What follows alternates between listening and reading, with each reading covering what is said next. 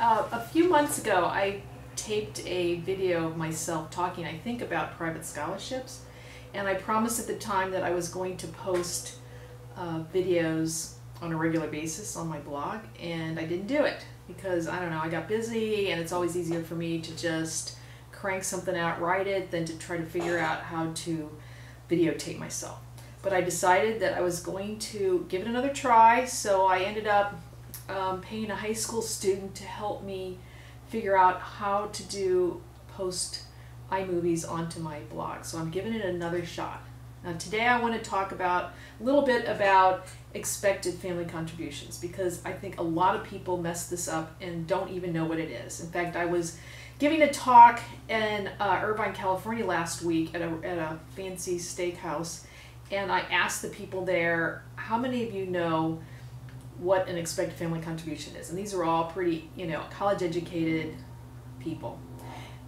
Only 2 of them out of probably about 50 people even knew what this meant, which is a bad thing, because if you don't know what an EFC is, you end up in trouble like some of the people I've been hearing from in the last few days who are doing their financial aid forms, and they are shocked at what their EFC is. Okay, so I guess I need to tell you, for all those who don't know an EFC, what the heck it is. An EFC stands for Expected Family Contribution, and this is the amount of money that you're going to have to pay at a minimum for 1 year of your child's college. It can be 0 if you have no money, you're homeless. It can be, there's no ceiling on the other end. I've helped a family once whose EFC was $108,000 a year.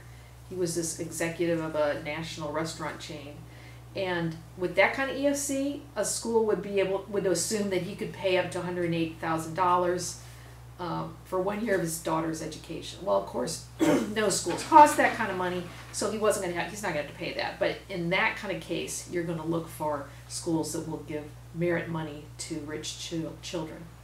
So you need to know what your EFC is to get some kind of idea of what colleges are going to expect you to pay when your child does end up in college. Okay? And if you have a low EFC, then you're going to look for schools that give lots of need-based aid to kids, generous schools for children who are often low income or middle income.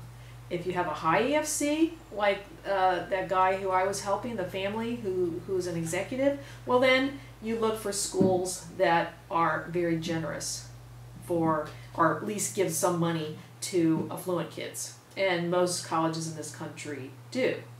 They give merit money to affluent children. So how do you find your EFC? Well, it's pretty easy. You can get a preliminary idea of what your EFC is on a couple of websites that I would recommend. One is thecollegeboard.com. If you go to thecollegeboard.com, go to the upper right-hand corner of the website and type in EFC calculator, and you'll find it. Another resource is tuitioncoach.com, and when you get to that site, click on this heading at the top that says try it, and you will find their EFC calculator. It shouldn't take this long. It shouldn't take long to do it. If you're doing your taxes right now, like I am, you will have what you need, most of what you need to fill out the EFC. So I would suggest, if you haven't done one, do it. It doesn't matter if your child is even just a freshman or a sophomore in high school. It's good to get that number so you aren't shocked when you fill it out for real, when you fill out the FAFSA for real and the profile for real, and you discover, wow, I've got a very high EFC and I had no clue. So now is the time to think about your EFC and find out what the heck it is. And that's all I have for today. Please come back. I'm going to try this again soon, I promise. Bye.